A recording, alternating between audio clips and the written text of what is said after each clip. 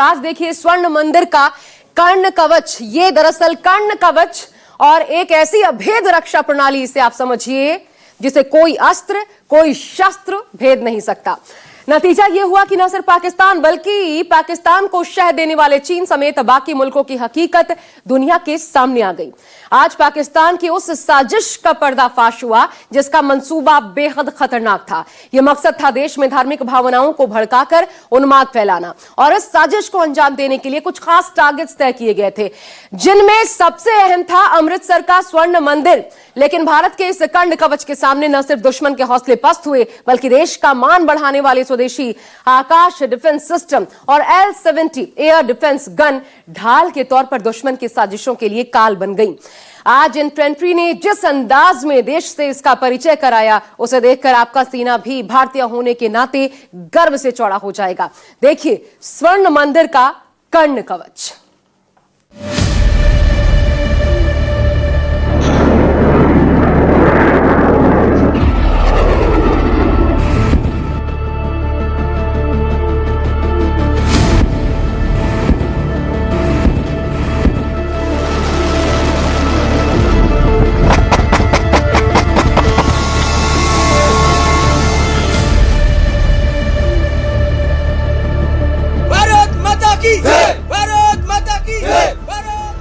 स्वर्ण मंदिर पर हमले का पाकिस्तानी प्लान।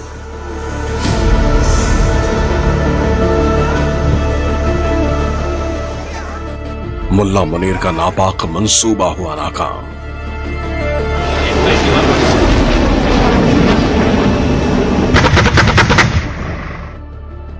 स्वदेशी एयर डिफेंस सिस्टम ने दिया अम्ब्रेला कवर।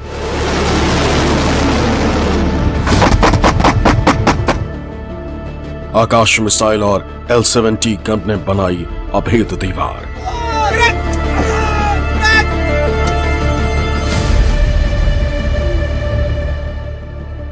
जिसे भेद नहीं पाए पाकिस्तान के ड्रोन और मिसाइल। ऑपरेशन सिंदूर से बौखलाए पाकिस्तान की सेना ने भारत के कई धार्मिक ठिकानों को निशाना बनाने की कोशिश की थी। भारतीय सेना ने भी खुलासा किया है कि पाकिस्तान के इस टारगेट में सिखों का पवित्र स्थल स्वर्ण मंदिर भी शामिल था। 8 मई की अहले सुबह जब पूरा देश गहरी नींद में था, तब पाकिस्तान ने स्वर्ण मंदिर को निशाना बनाने की कोशिश की थी, लेकिन भारत के मजबूत एयर डिफेंस सिस्टम ने उसकी इस कोशिश को नाकाम कर दिया।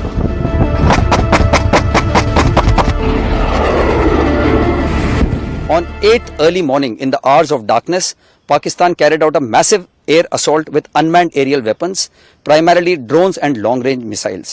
We were fully prepared since we had anticipated this, and our brave heart and alert Army air defense gunners thwarted Pakistan Army's nefarious designs and shot down all drones and missiles targeted at Golden Temple, thus not allowing even a scratch to come on our holy Golden Temple. भारतीय सेना ने अब देश को बताया है कि कैसे स्वदेशी एयर डिफेंस सिस्टम ने स्वर्ण मंदिर की तरफ बढ़े खतरे को आसमान में ही नष्ट कर दिया था। सेना ने भारत की इस अभेद हवाई रक्षा प्रणाली का डेमो कर अब दुनिया को इसके बारे में बताया है। भारत का जिस एयर डिफेंस सिस्टम ने पाकिस्तान की मिसाइलों और ड्रोन्स को हवा में ही मार गिराया, ये उसी की तस्वीरें हैं। स्वर्ण मंदिर के हवाई प्रहरी बने इन हथियारों का नाम है आकाश मिसाइल सिस्टम और L-70 air defence gun. Bharat के ये वो स्वदेशी हथियार हैं जो आज पाकिस्तान की सेना को सबसे ज्यादा दर्द दे रहे हैं, और इसका सबूत भारतीय सेना के पास है। पाकिस्तानी हथियारों का ये वो मलबा है जो गोल्डन टेम्पल को तबाह करने के मंसूबे लेकर उड़ा था, लेकिन L-70 गन और आकाश मिसाइल ने आकाश में ही उसे धुआं धुआं कर दिया।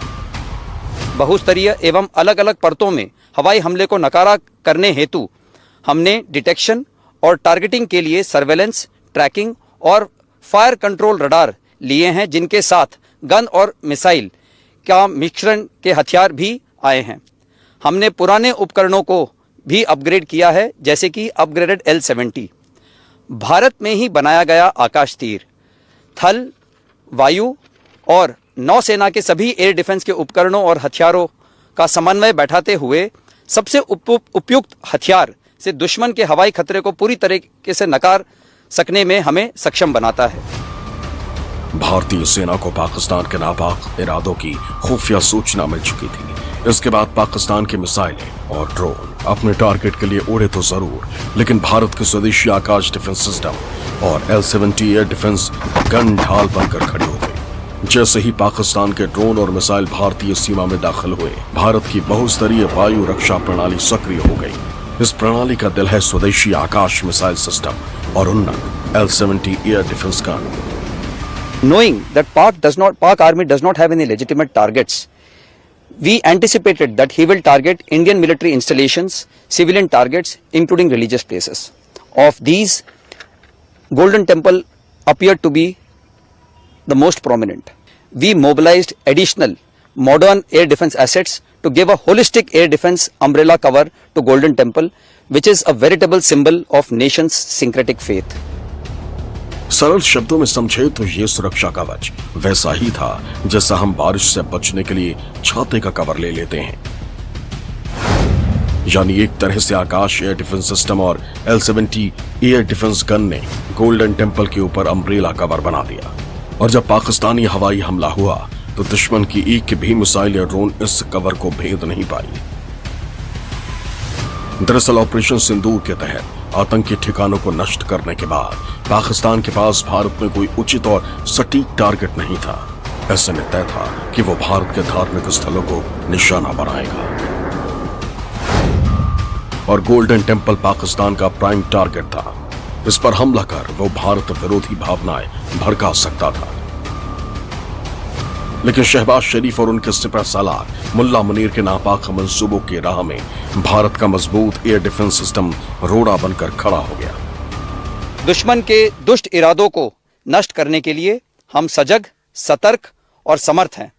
हमारी सेना पूरी तैयारी से बखूबी तेज गति से आधुनिकीकरण कर रही है।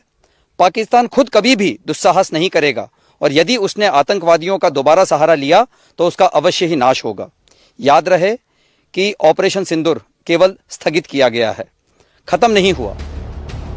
मुल्ला मुनीर की सेना ने 7 मई की शाम से ही भारत की पश्चिमी सीमा पर ड्रोन और मिसाइल से हमले शुरू कर दिए थे।